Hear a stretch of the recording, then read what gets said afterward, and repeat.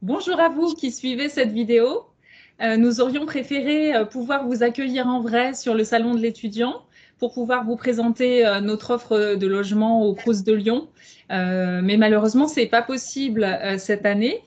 C'est la raison pour laquelle Nora et Stéphane sont avec nous aujourd'hui pour justement vous présenter quelles sont les démarches à effectuer pour demander un logement et vous préciser comment se passe la vie dans nos résidences. Alors, Nora travaille au service logement au Crous de Lyon et Stéphane est directeur de plusieurs de nos résidences.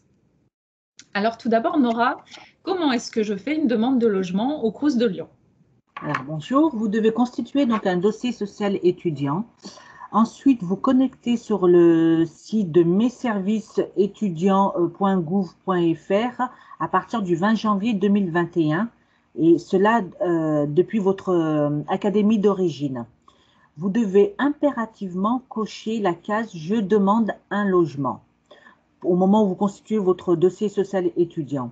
À partir de mai 2021, vous pouvez faire vos vœux donc sur trouverunlogement.lescrous.fr.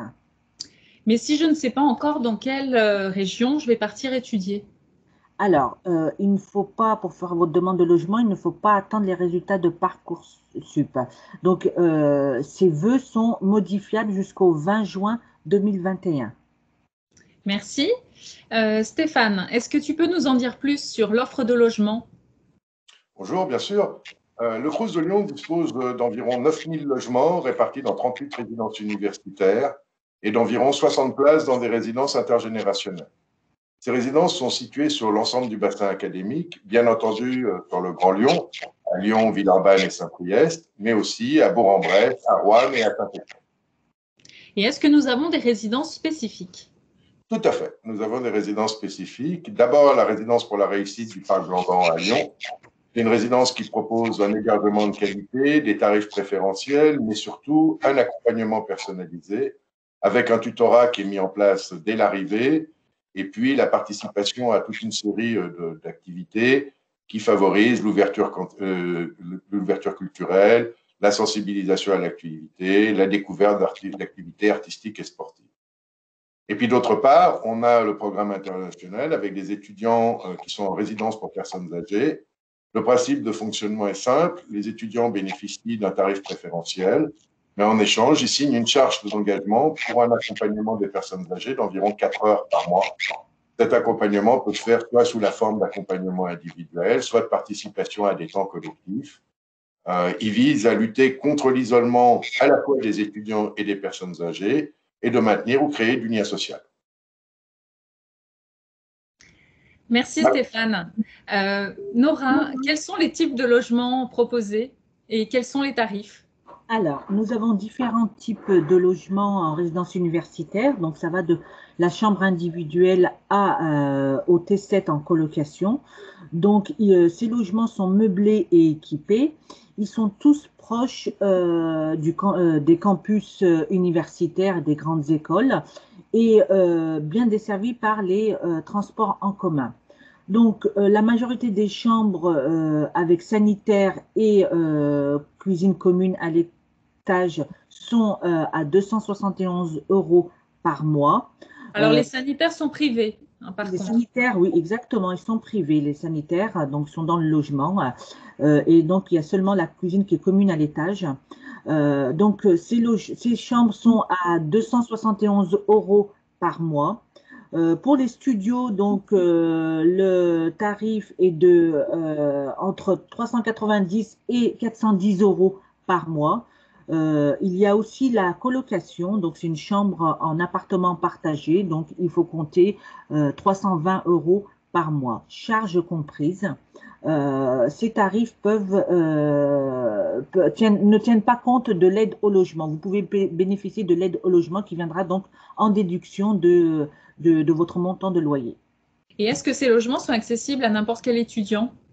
Alors, compte tenu de la pression en matière de logement dans l'académie, ces logements sont réservés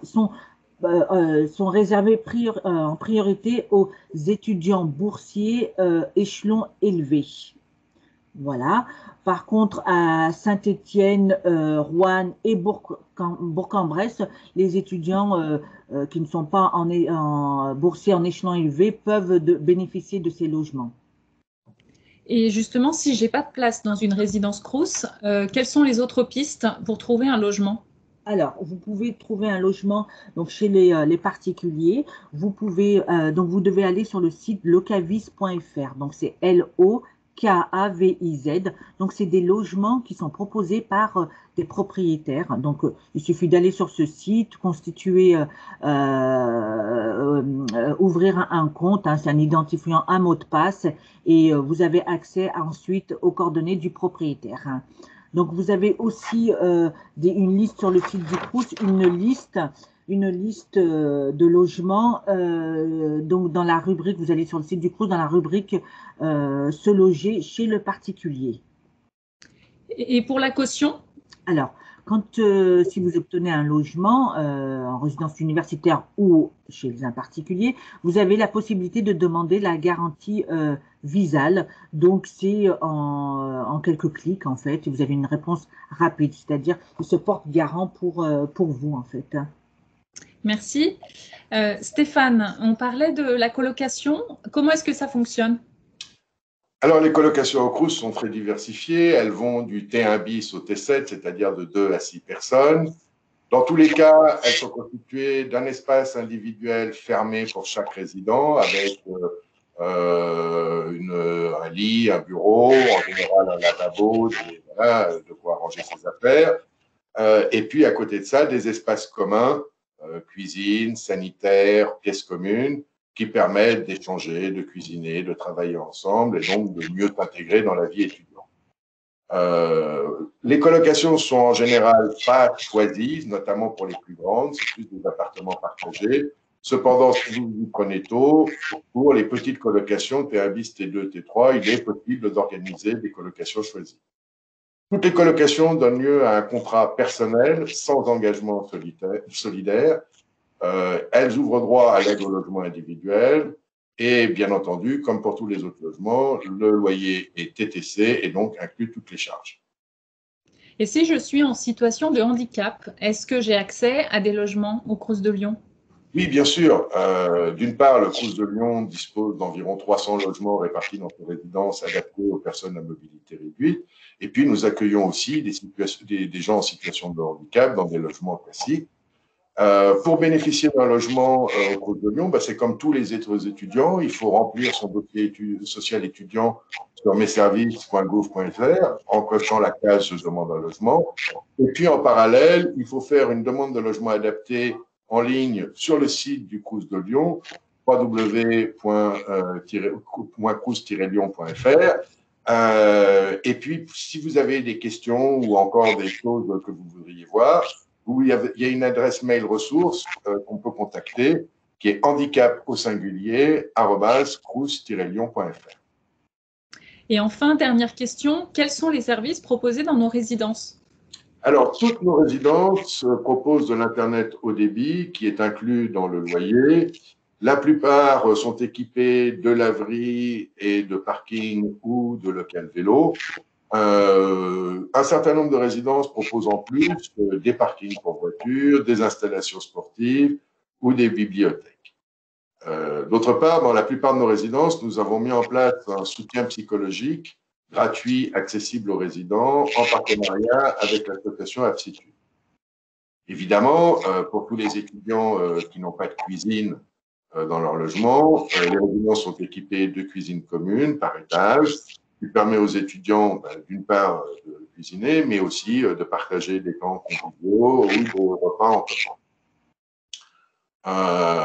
Par ailleurs, la plupart de nos résidences sont aussi équipées d'espaces communs, que ce soit des salles de travail, salles de coworking, salles d'animation. Et ça, c'est le dernier point. Dans toutes nos résidences, nous avons mis en place un programme d'animation qui vise à créer ou développer le lien social des résidents. Et ça se fait autour d'activités qui peuvent être sportives, culturelles, autour du développement durable, de la citoyenneté, ou simplement des activités de plaisir ou de loisir.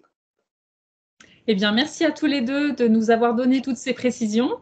Et merci à vous d'avoir suivi cette vidéo. Nous espérons qu'elle vous sera utile. N'hésitez pas à consulter le site du Crous de Lyon, www.crous-lyon.fr, pour retrouver toutes ces informations. Bonne continuation à vous.